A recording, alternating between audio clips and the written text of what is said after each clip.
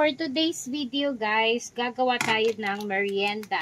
Merienda ng mga simpleng Pilipino. Nescafe stick.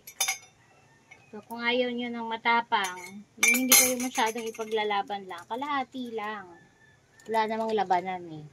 And then, ang sugar natin dapat yung healthy. Ito ang Muscovado.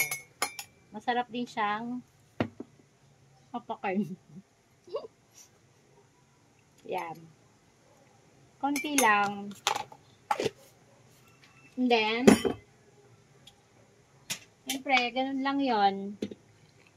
Muscovado lang. And then, yung stick coffee. Para kuwari healthy tayo. Simpleng buhay, no?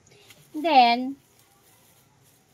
ito ang ating Monay galing sa ating paboritong bakery.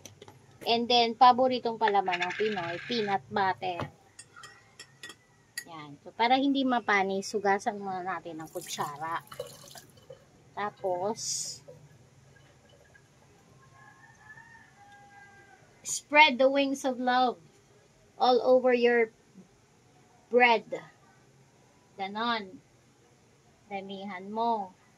Wala ka namang kalaban eh. Hindi damihan. Gusto ko kasi kinakain yung peanut butter. Kaya, pwede mo siyang paghiwalayin. And spread so much love on your bread. Just like that. Deserve mo yan, di ba? Trabaho ka eh.